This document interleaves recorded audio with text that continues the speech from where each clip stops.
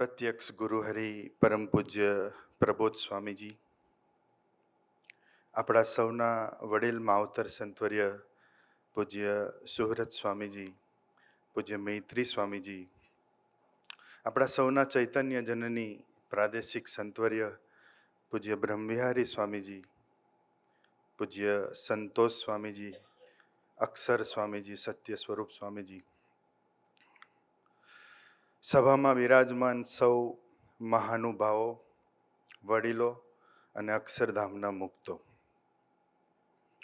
ભાઈએ વાત કરી કે બ્રહ્મવિહારી સ્વામીજી આપણા પ્રાદેશિક સંત છે. ગુરુહરિ જ્યારે જ્યારે અમદાવાદની ધરતી પર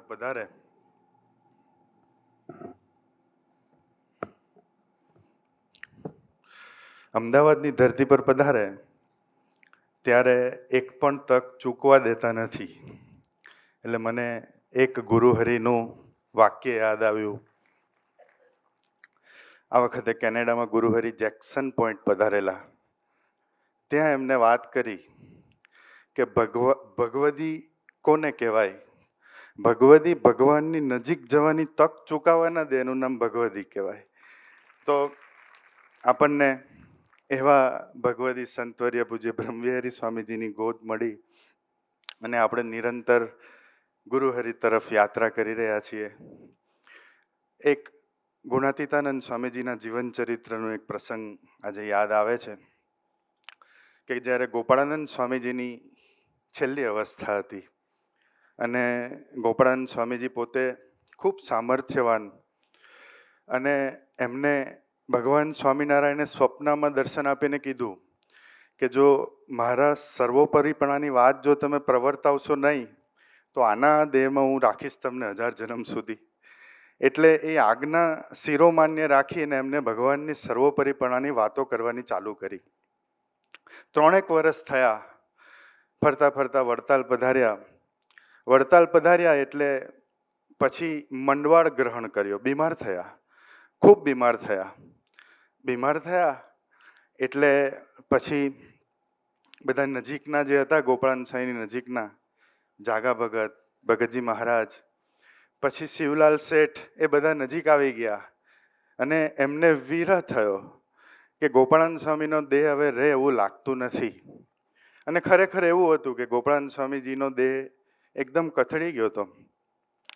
એટલે શિવલાલ શેઠની આંખમાં આંસુ આવ્યા અને એમને ગોપાળાનંદ સ્વામીજીને પ્રાર્થના કરી કે સ્વામી આપ દેહ નહીં રાખો. એટલે ગોપાળાનંદ સ્વામીજીએ કીધું કે ભાઈ મને તો મહારાજે આજ્ઞા કરેલી, 3 વર્ષ પહેલા જ મારો દેહ પડી જવાનો હતો. મેં 27 ઉપવાસ કરેલા, પણ ભગવાને મને કીધું કે તું ગમે એટલા ઉપવાસ કર, પણ જો સર્વોપરીપણાની વાત નહીં કરીને તો તને લઈ નહીં જાઉં. એટલે કે મેં તો આજ્ઞા પાડી અને મહારાજનો મહિમા પ્રવર્તાયો, પણ હવે આવરદા આવી હોય એવું લાગે છે. એટલે પછી શિવલાલ શેઠે પ્રશ્ન પૂછ્યો કે તો અમારે આશરો કોનો કરવાનો? હવે તમે જતા રહેશો પછી અમારે કોનો આશરો કરવાનો? આ ગોપાળાનંદ સ્વામી જે જવાબ આપે છે એ જવાબ માટે આખો પ્રસંગ કીધો. ગોપાળાનંદ સ્વામી કહે છે કે તારે શું શીખવું છે? વ્યવહાર શીખવો છે? તો કે જો વ્યવહાર શીખવો હોય તો અમદાવાદમાં પૂજા શેઠ છે, એ સારામાં સારો વ્યવહાર કરે છે, એની પાસે જવાનું.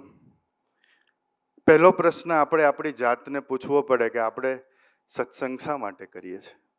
વ્યવહાર ચલાવવા માટે કરીએ છીએ? વ્યવહાર સારો થાય એના માટે કરીએ છીએ કે પછી આપણી મહત્વાકાંક્ષા પૂરી કરવા માટે કરીએ છીએ? મેં આજે જ એક વાક્ય વાંચેલું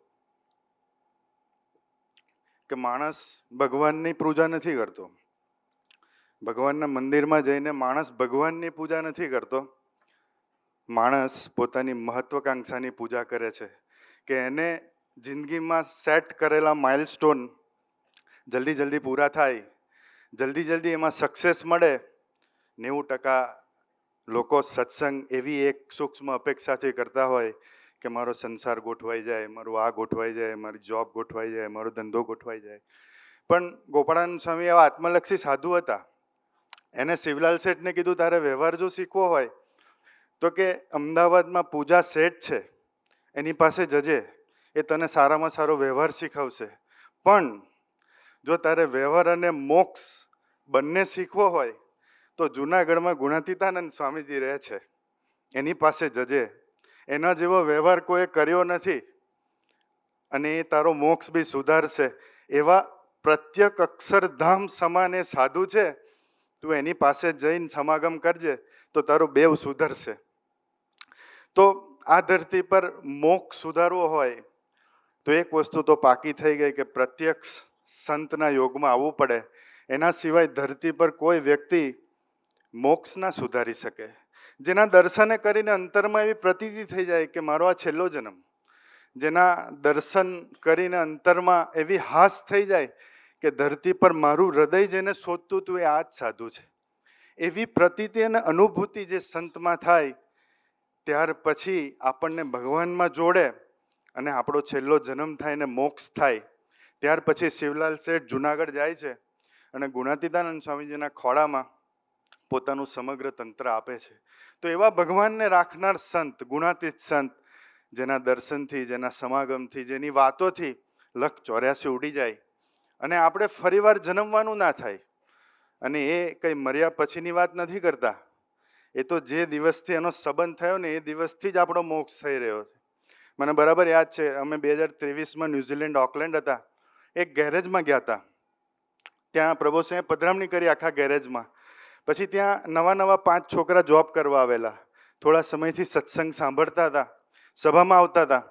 એટલે એમને ગુરુહરિ પ્રબોધ સ્વામીજીએ પધરામણી કરી, પછી ગાડીમાં બિરાજમાન થયા તો એમને વારાફરથી પ્રાર્થના કરી. એટલે એમાંથી એક દીકરો, અત્યારે તો બધા 5 અમરીશ છે, એટલે એને પ્રાર્થના, પ્રભુ સ્વામી પધાર્યા, એમનું હલન ચલન જોયું. એટલે પ્રભુ સ્વામીનું વ્યક્તિત્વ કેવું છે કે આટલું બધું એમની સાથે રહીએ, મેજોરિટી લોકો એમની પાસે આવીને શબ્દો ભૂલી જાય, આંખમાં આંસુ આવી જાય, ભાવનાઓની પૂર્ણાહુતિ થઈ જાય. પછી જ્યારે બહાર આવે અને પછી મળે ત્યારે એવું કે સ્વામી કેટલું બધું વિચારેલું પણ કંઈ યાદ જ ના આવ્યું.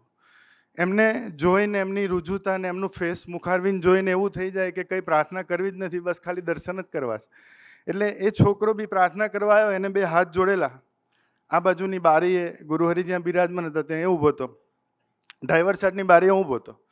એટલે મને એક્ઝેક્ટ શબ્દો સંભળાયા અને કહ્યું, સ્વામીજી રડતો હતો પોતે, કે સ્વામી આજે વાતો સત્સંગની ઘણી સાંભળી હતી પણ આપના પહેલી વાર દર્શન કર્યા અને આજે અંતરમાં એવી એક અનુભૂતિ થાય છે કે મારો મોક્ષ થઈ ગયો કે છે. હવે હજુ તો છોકરો જોબ કરે છે પણ ક્યારે એવી પ્રતીતિને અનુભૂતિ ભગવાન કરાવે કે એવા સંતના સંબંધમાં આવે ત્યારે આપણું જીવતર મોક્ષ સમાન બની જાય, ત્યારે આપણા કર્મો એ ભગવાનને પહોંચે, ત્યારે કર્મ એ પૂજા બની જાય. એવા સંબંધમાં આપણે બેઠા તો એમને કહ્યું કે તમારે જો વ્યવહાર અને મોક્ષ બંને જો શીખવું હોય તો ગુરુ ગુણાતીત પાસે જજો. તો એમનો વ્યવહાર કેવો હોય? એમને વ્યવહાર કર્યો, સર્વોપરી વ્યવહાર કર્યો, પણ એમનો વ્યવહાર કેવો હોય? એમનો વ્યવહાર નિરંતર ભગવાનને માથે નાખતા શીખવાડે, એમનો વ્યવહાર નિરંતર ખાલી થતા શીખવાડે, આખી દુનિયા તમને ભરાતા શીખવાડે. હમણાં જ સહજભાઈ, અમારા કેનેડાના સહિષ્ણુ સેવક છે, એક પ્રસંગની વાત કરતા હતા કે અમે હ્યુસ્ટનથી બાય કાર એટલાન્ટા જતા હતા, ગુરુહરિ પ્રબોધ સ્વામીજી સાથે હતા, હું ગાડી ડ્રાઈવ કરતો હતો અને રસ્તામાં બીજા 2 સહિષ્ણુ પણ હતા, સુગની સ્વામી સાથે હતા. એટલે રસ્તામાં એક ફેક્ટરી હતી, ફેક્ટરીના ઉપરના ભૂંગરામાંથી ધુમાડાની સાથે ફ્લેમ થતી હતી. એટલે પાછળથી એક જણે એનું એક્સપ્લેનેશન આપ્યું કે આ કેમ થાય છે. એમાંથી મિથેલ નામનું એ નીકળે અને હવાને ડિસ્ટ્રોય ના કરે, બગાડે ના, એટલે એ લોકો ત્યાં સળગાવી દે. એટલે આવી વાત કરી એટલે પછી ગુરુહરિ પ્રબોધ સ્વામીજી હમું સહજભાઈ કે મેં જોયું. પછી એ જેને આ મેન્શન કર્યું ઇન્ફોર્મેશન, એને જ પ્રાર્થના કરી કે સ્વામી અમે તો કે અધૂરા ગળા છે, અમારું અડધું નોલેજ, એટલે અમે છલકાઈએ, આપ સંપૂર્ણ છો કે છે, આશીર્વાદ આપજો કે અમે છલકાઈએ ના. 1 મિનિટ સુધી તો બધા જોઈ રહ્યા. પછી ગુરુહરિએ ધીરેથી કીધું કે આપણે તો કે અડધા બી હું કામ ભરેલા રહેવાનું, આપણે તો ખાલી થવાનું કે છે. ખાલી થઈએ તો કોઈ માથાકૂટ જ નહીં, ખાલી થઈએ. પછી એક વાક્ય બોલ્યા કે તો કે અવાજ ના આવે. અવાજ એટલે શું? કદાચ આપણું મુખારવિંદમાંથી આપણી જીભ સાયલેન્ટ હોય પણ આપણું અસ્તિત્વ બૂમો પાડતું હોય કે કોઈ મને જોવે છે, કોઈ મને નોટિસ કરે છે, પણ એ અસ્તિત્વ ક્યારે ડાઉન સાઈડ જાય, એ અસ્તિત્વ ક્યારે અંતર સન્મુખ જાય જ્યારે ખાલી થવાય. અને ધરતી પર કોઈ બી યુનિવર્સિટી લઈ લો, કોઈ બી ધરતી પર સારી જગ્યા લઈ લો, એ બધું ભરતા શીખવશે. ખાલી થતાં તો આવા પુરુષની ગોદમાં આવવું પડે તો ખાલી થતાં શીખાય, તો દાસના દાસ થતાં શીખાય. એ ગુરુ ગુણાતીતનો વ્યવહાર છે, ખાલી થવાનો વ્યવહાર. એ ગુરુ હરિ પ્રભો સ્વામીજીનો વ્યવહાર છે કે 100% સરેન્ડરશીપ. ધરતી પર 100% એફર્ટની સામે 0% અપેક્ષા રાખીને કોઈ પાત્ર જીવતું હોય ને જીવાડી શકતું હોય તો એ ગુરુ ગુણાતીત અને આવા ગુણાતીત સંત. બાકી ધરતી પર તમે 2% એફર્ટ નાખો એની સામે 200%ની અપેક્ષા રહે, રિઝલ્ટની અપેક્ષા રહે. હમણાં ત્રિવેણી મહોત્સવ થયો, આપણે બધા સાક્ષી છીએ કે ભાઈ, અને આવું પહેલી વાર નથી થયું કે લાસ્ટ મોમેન્ટ સુધી કોઈ ડાયરેક્શન જ ના દેખાય, લાસ્ટ મોમેન્ટ સુધી કશું દેખાય ના કે કેવી રીતે સક્સેસ થશે. અને આવા ઘણા બધા પ્રસંગોએ સાક્ષી થવાનું બી સૌભાગ્ય મળ્યું છે. 2જી તારીખે પણ એક મીટિંગ થઈ અને એમાં પ્રભુ સ્વામીજીને પ્રાર્થના કરી કે સ્વામી કોઈ રીતે પોસિબલ થાય એવું લાગતું નથી. કોઈ હેતવાળા હોય એને પ્રાર્થના કરી કે સ્વામી હવે તો વરસાદ બંધ કરી દો, આપે ઉજવવો છે, અમારે બી આપને સાથ આપવો છે ને આપની આજ્ઞા પ્રમાણે ચાલવું છે, પણ આપ વરસાદ બંધ કરો તો થાય. તો પ્રભુ સ્વામી કે હું તો મહારાજને પ્રાર્થના રોજ કરું છું. તો કે તમે જે કરો એ વરસાદ બંધ કરો, બાકી 3 દિવસ જ છે આપણી પાસે, કેવી રીતે ફંક્શન થાય.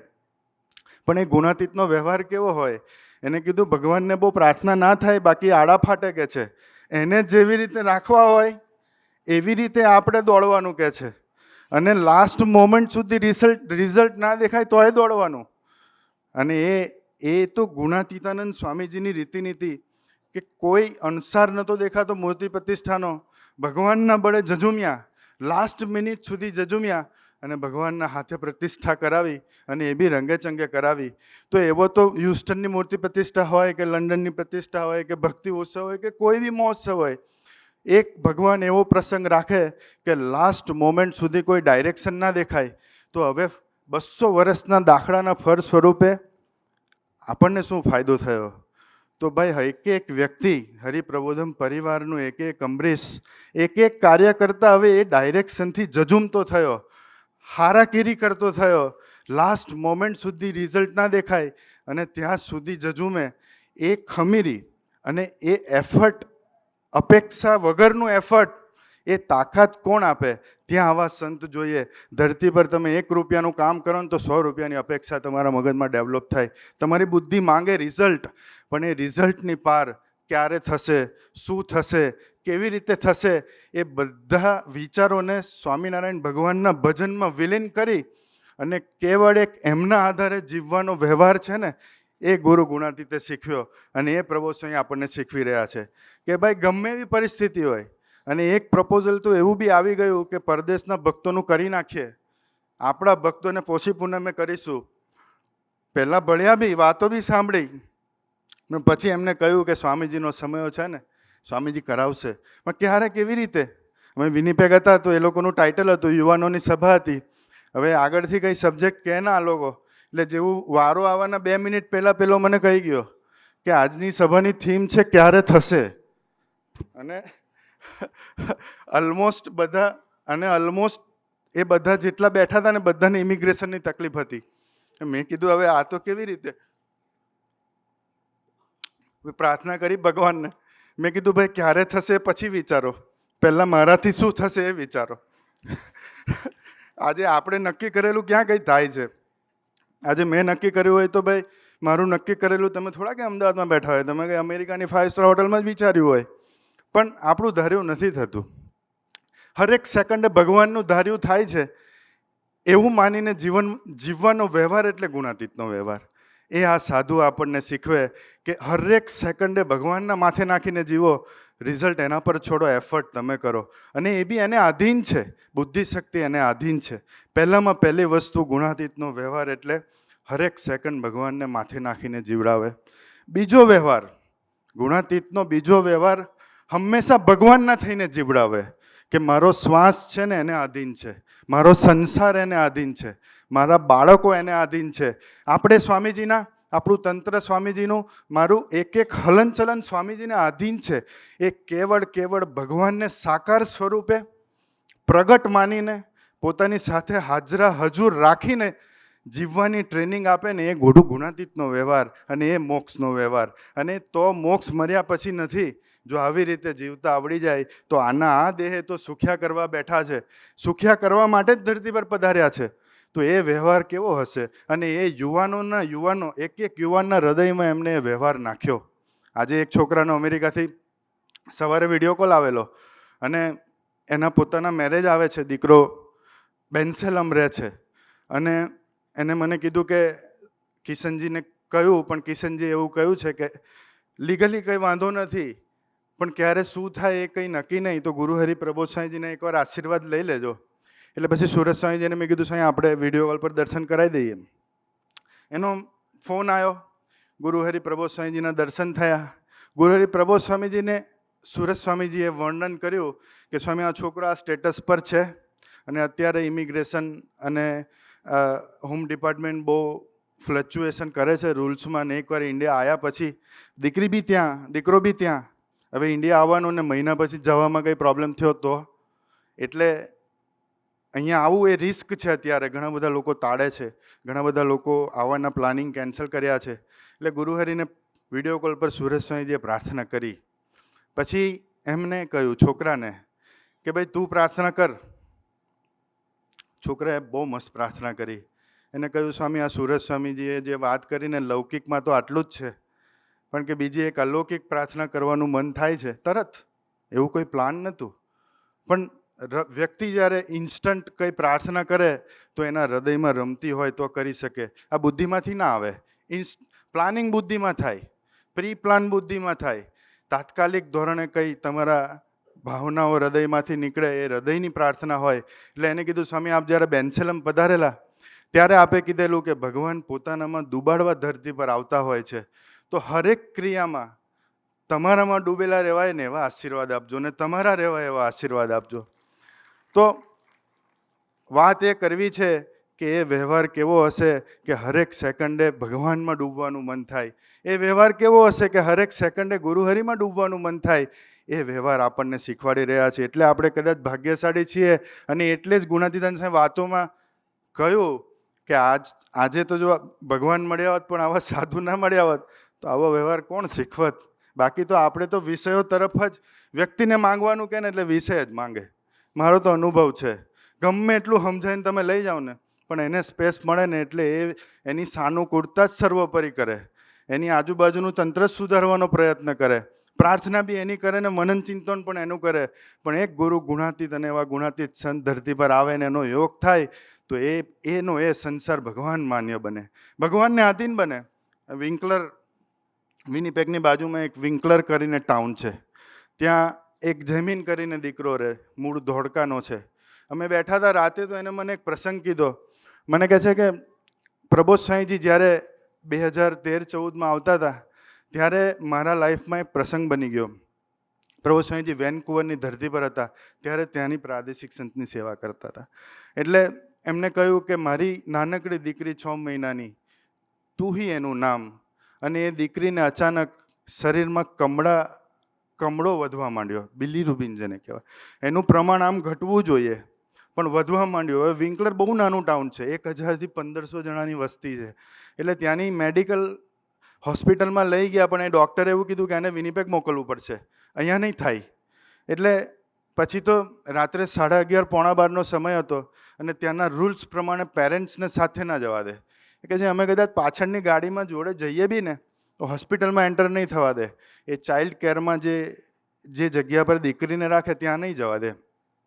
એટલે કે અમારું ફર્સ્ટ ચાઇલ્ડ હતું. અમે બંને જણા આટલી નાની દીકરીને એકલી એમ્બ્યુલન્સમાં કેવી રીતે મોકલીએ? એટલે વિવળ થતા હતા. ઘરે રહેવા સિવાય કોઈ ઓપ્શન હતો નહીં. એટલે ઘરે રહીને હું મારા વાઈફ ભજન કરતા હતા પણ કોઈ વાતે ચેન ના પડે. એકદમ વિવળ થયો. એટલે રાત્રે પોણા 12 મને વિચાર આવ્યો કે ગુરુહરિ વેન્કુવર છે તો ત્યાંથી હજુ ટાઈમ થોડો જલ્દી થયો હશે, લાવો દર્શન કરીએ, પ્રાર્થના તો કરું. ગુરુહરિ પ્રબોધ સ્વામીજીને કહે છે, મેં ફોન લગાડ્યો વેન્કુવર. પ્રબોધ સ્વામીજી ઉપાડ્યો, દર્શન થયા. પછી મારા આંખમાં સહેજ આંસુ આવી ગયા અને મેં પ્રાર્થના કરી કે મારી દીકરી છે આવી પરિસ્થિતિ છે, સ્વામી રક્ષા કરજો. સ્વામીજીને પ્રાર્થના કરજો કે રક્ષા કરે. પ્રબોધ સ્વામીજી જેવા સંત એને કહ્યું કે તારે ચિંતા નહીં કરવાની, કે દીકરી થોડી આપણી છે, એ તો સ્વામીજીની છે, સ્વામીજી ધ્યાન રાખશે. હવે એ તો હું કહી દઉં તમને કે ભાઈ તમારો દીકરો તમારો નહીં, ભગવાનનો છે, પણ એની પાછળની તાકાત કોણ આપે? તો એનું ફળ શું આવ્યું કે છે ભજન કરીશું, તમે ભજન કરજો, સૂઈ જાઓ શાંતિથી. એટલું કહીને ફોન તો મૂકી દીધો. પછી કે હું મારા વાઈફ બંને સૂઈ ગયા, ઉઠ્યા તો સવારે 7 વાગી ગયા હતા સીધા. દીકરી હોસ્પિટલમાં, કયા મા બાપને ઊંઘ આવે? પણ એ વ્યવહાર ગુણાતીતનો છે, આશીર્વાદ એના છે કે ગમે એવી તકલીફ હશે ને, તમે ભગવાનના થઈને જીવન તો તમને ઊંઘ લાવવાની જવાબદારી મારી. એ સ્થિતિ પર એ લઈ જાય અને એ સંસાર મનાવે દિલમાંથી કે ભગવાનનો સંસાર છે, મારો નથી. એ ગુણાતીતનો વ્યવહાર. પછી તો કે બીજે દિવસે સાંજે એમના આશીર્વાદથી હોસ્પિટલ ગયા તો લેવલ નોર્મલ થઈ ગયું અને પછી રજા બી આપી દીધી. પણ આવા પ્રસંગો તો આપણા જીવનમાં રોજ બનવાના. પ્રસંગો થોડા પૂરા થવાના, પ્રસંગો રોજ બનવાના. પણ એ હરેક પ્રસંગમાં કેવળ ભગવાનનો આધાર લેવાનો અને ભગવાનના થઈને જીવવાનું જો કોઈ શીખવાડે તો એ ગુણાતીત સંત શીખવાડે. અને એ ગુણાતીતનો વ્યવહાર છે. અને એવા વ્યવહાર આપણને શીખવવા માટે અહીંયા ભેગા કર્યા છે, એવા આશીર્વાદ આપવા માટે ભેગા કર્યા છે. અને ત્રીજી ભાવના ગુણાતીતનો વ્યવહાર એટલે શું? કે ભગવાન ધરતી પર આપણી આજુબાજુ જીવંત છે અને 24 કલાક મને જોવે છે, એવું હૃદયમાં મનાવે. એ ગુણાતીતનો વ્યવહાર. આ વખતે કેનેડા ગયા તો કેનેડા આપણું ટેમ્પલ છે. એ ટેમ્પલની બાજુમાં એક જગ્યા હતી. તો વર્ષો પહેલાં હરિપ્રસાદ સ્વામીજી જ્યારે પધારેલા ત્યારે સાઈડની 2 રૂમો છે ઉપર, જેમાં અત્યારે સંતો રોકાઈ જાય ત્યારે એ બારીમાંથી સ્વામીજીએ એવું કીધેલું કે આ કઈ કોની જગ્યા છે કે છે? તો કે આ તો સિટીની જગ્યા છે કે. તો કે આપણને આપે કે નહીં કે મંદિર બનાવવા? હવે એ વખતે ગુરુહરિ ત્યાંના પ્રાદેશિક સંત ગુરુહરિ આ વાત સાંભળેલી અને ત્યારથી બધાને પુશ કરતા હતા, રસ્તા બતાવે, ગાઈડન્સ આપે, જ્યારે જાય ત્યારે કે આ જગ્યા માટે પ્રયત્ન કરો ને. તો આજે ઘણા વર્ષો પછી સિટી આપણી સાથે નેગોશિએટ કરવા તૈયાર થઈને ઓલમોસ્ટ નેગોશિએટ પૂરું થવા આવ્યું અને એ જગ્યા પર આ વખતે ખાતમુહૂર્ત કર્યું. વાત એ તો ગુણાતીતનું કામ ગુણાતીત ભગવાન કરવાના, પણ વાત એ કરવી છે કે બાજુની જગ્યામાં જે ખાતમુહૂર્ત કર્યું ત્યારે એક નાનકડી સભા કરેલી. હવે ત્યાં કેનેડાના 5 વડીલો, જનકભાઈ, સુરજ સ્વામી, બિપિન મામા, ચંદુલાલ, બધા પ્રાર્થના કરવા ગયા કે સ્વામી આપે ખાતમુહૂર્ત, આપે જમીન અહીંયા સુધી પહોંચાડ્યું, હવે આપ જ બનાવજો અને જલ્દી બની જાય એવા આશીર્વાદ આપજો. ત્યારે ગુરુહરિએ બહુ ધીરેથી એમને શું કહ્યું ખબર? એ કહે છે સ્વામીજીએ પેલી બારીમાંથી સંકલ્પ કરેલો, પછી એટલી મસ્ત વાત કરી કે હજુ સ્વામીજી એ બારીએ ઊભા જ છે કે છે. અને એ જમીન બાજુ જોઈ રહ્યા છે અને એ ભળવાના મંદિર એ બનાવવાના. તો એ નિરંતર હરિપ્રસાદ સ્વામીને આપણા હૃદયમાં જીવતા રાખે. એ ગુણાતીતનો વ્યવહાર. એવો વ્યવહાર આપણને શીખવવો છે કે હરિપ્રસાદ સ્વામી આપણી આજુબાજુ જીવંત છે, એવો પ્રત્યેકપણે અનુભવ કરાવો છે. હમણાં એવીડીની ધરતી પર હતા તો એક છોકરો, હવે ત્યાંના લોકોનું કેવું છે કે છોકરો જરાક બી આડે રસ્તે જાય એટલે ઇનપુટ આવે એટલે એ લોકો એ છોકરો જેના થ્રુ આવેલો એને કોન્ટેક્ટ કરે. એટલે એક છોકરો આપણો ફાઇન આર્ટ્સમાં ભણતો હતો, બધા સભામાં આવતો નહોતો ને બધું આડું ધંધે ચડી ગયો. એટલે મને ફોન આવ્યો. એટલે પછી ફોન આવ્યો એટલે પછી મારું તો કેવું છે કે ભાઈ આપણે તો બેહાડીને પછી 3rd ડિગ્રી એકદમ. એટલે પછી મેં એને બોલાયો અને હિંચકા પર બેહાડીને 1 કલાક જે રમખાટ્યો. તું 2 બિસ્તરા પોટલા પેક કર, આપણે અહીં નહીં રહેવું, હવે ભણવું જ ના હોય તો પછી રહીને શું કામ છે? પણ આપણે જીવ કહેવાય, આપણી દ્રષ્ટિ ક્યાં સુધી પહોંચે? ત્યારે આવા સંતની દ્રષ્ટિ અને પ્રેમ અખૂટ હોય, અમાપ હોય, એને જીવનો રોગ દેખાય. એટલે શું થયું? પછી 2 દિવસ તો મેં એને સર્વિસ કરી વ્યવસ્થિત. બચારો રડવા જેવો થઈ ગયો, રોજ ઘરે ફોન કરીને રડે. પણ હવે પપ્પા બી આપણા સાથે સારી રીતે જોડાયેલા એટલે એ કહે કે ભાઈ તું કરતો નહીં એટલે તને ખીજવાય છે ને, એમને એમ થોડા ખીજવાય છે. પછી પ્રભુ સ્વામીજી મંદિરે બિરાજમાન હતા પિલર પાસે. એટલે લાઈનમાં હું એને લઈ આવ્યો. પછી મેં કીધું સ્વામી અહીંયા ભણે ફાઇન આર્ટ્સમાં, પણ થોડું બહારનું જીવન વધારે છે, આપ આશીર્વાદ આપો. અને જે વસ્તુ એ લોકોએ મને કીધી મેં પ્રભુ સ્વામીજીને કીધી. પણ એ ગુણાતીત સાધુ ક્યાં જુદા પડે? એને 2 આજ્ઞા કરી કે 2 આજ્ઞા રાખજે કે છે. તો કે શું રાખવાની? તો કે આ શરદભાઈ ને ચિરાગભાઈ ને એ લોકોનો દાખલાનો વિચાર કરજે કે તારી પાછળ કોઈ સ્વાર્થ વગર એ લોકો કેટલો દાખલો કરે, ગુણગાન ગાયા. પછી જે મૂળ રોગ એને પછી એને કીધું કે જો આ સ્વામીજીની મૂર્તિ છે ને ત્યાં રોજ એકવાર આવજે અને એ સ્વામીજી ત્યાં ઊભા છે એવું માનીને કે છે પ્રાર્થના કરજે, કે અહીંયા જ ઊભા છે એવું માનીને, ભગવાન માનીને પ્રાર્થના કરજે, બધું સરસ થઈ જશે. પછી તો મેં બેહાડીને એને પૂછ્યું, મેં શું પ્રોબ્લેમ થયો હતો? કે સ્વામી મને મંદિરે આવું ને તો નાસ્તિક જેવું ફીલ થાય, મને મનાય જ ના કે અહીંયા કોઈ ભગવાન હશે. મૂળ રોગ તો કોને ખબર પડે? તો મેં કીધું હવે પ્રભુ સાંઈ કહ્યું ને તને, હવે રોજ પ્રાર્થના કરજે. તો રોજ એટલી ખાલી ભાવના કરીને પ્રાર્થના કરતો થયો, મંદિરે આવે કોલેજ જતા અને સ્વામીજી ઊભા છે એવું માનીને પ્રાર્થના કરતો થયો. આજે સર્વોપરી સેવામાં નિમિત્ત બને છે. આજે ફાઇન આર્ટ્સ કરે છે, બધા ડેકોરેશનના ડ્રોઈંગ બનાવવામાં નિમિત્ત થાય છે, બધે જ્યાં બોલાવે ત્યાં આવે છે. પણ એ જીવનો મૂળ રોગ કોણ તાળે? ત્યાં સંત જોઈએ, ત્યાં ગુણાતીત દેખતા સંત જોઈએ, જે સ્વામીજી જીવન છે એવું મનાવનાર સાધુ જોઈએ, અને એના સાક્ષીએ જીવન જીવાડનાર સાધુ જોઈએ. તો આપણે સુખ્યા થઈએ. તો 3 વસ્તુ, ગુણાતીત સંત અને ગુણાતીત સંતનો વ્યવહાર. એક તો ભગવાનને 100% માથે પડીને, કાંઈ દેખાય ના દેખાય, ક્યારે થયું ના થયું, ગમે એવા પ્રશ્નો હોય એના માથે નાખીને જીવવાનું. બીજું 100% સરેન્ડરશીપ, બિનશરતી સરેન્ડરશીપ, કોઈ મહત્વાકાંક્ષા વગર, કેવળ એના છે ને એના થઈને રહેવું છે. આ વખતે હાઈએસ્ટ પ્રાર્થના આખી પરદેશની ટ્રીપમાં જો કોઈ થઈ હોય ને તો આ થઈ છે, તમારા છે ને તમારા થઈને જીવાડજો, તમારા છે ને તમારા થઈને જીવાડજો, તમારા છે ને તમારા. ક્યાંથી આવ્યું? 3 વર્ષમાં ભાવના ક્યાંથી આવી? હવે પ્રશ્નો નથી એવું નથી. તમે છોકરાઓને મળો તો બચારા રડતા હોય, આપણને એવું થાય કે આ કેમનો સર્વાઈવ થશે. પણ ભાવના શું છે? તમારા છે ને તમારા થઈને રિવાડજો. એ સંત ઉગાડી શકે, બીજા કોઈનું ધરતી પર કામ નથી. અને બીજી બાજુ ત્રીજી વસ્તુ, સ્વામીજી આપણી વચ્ચે અખંડ જીવંત છે એવું માનીને હર હંમેશ, હર સેકન્ડે સાક્ષી ભાવે જીવાડે, એ ગુણાતીતનો વ્યવહાર છે. એટલે ગોપાળાનંદ સાંઈએ કીધેલું કે જો મોક્ષ અને વ્યવહાર બંને શીખવું હોય ને તો જુનાગઢ જજો, એ સાક્ષાત અક્ષરધામ છે, એ તમને શીખવશે. બાકી તમે એમ જો ખાલી એમની પાસે પ્રાર્થના કરો ને તો પાછા આકરાય એટલા છે. હમણાં વિજયભાઈ રિપોર્ટ આપતા હતા એ કે સર બોમ્બે ટ્રેનમાં જતા હતા, પહેલાં શરૂઆત થઈ ત્યારે પરદેશની ટ્રીપની, તો ટ્રેન થોડી 20 મિનિટ લેટ ચાલતી હતી. એટલે નિષ્કામભાઈએ પ્રાર્થના વિજયભાઈને ફોન કર્યો કે પ્રભુ સાહેબ પ્રાર્થના તો કરો કે ટાઈમે આવાય તો ટાઈમે થાળ થાય, તો ટાઈમે બધાને મળાય, તો ટાઈમે સભામાં જવાય. એટલે કહ્યું એટલે તો પ્રાર્થના કરી. બોલે કે હારા આપણને શું કામ પ્રાર્થના કરે કે છે?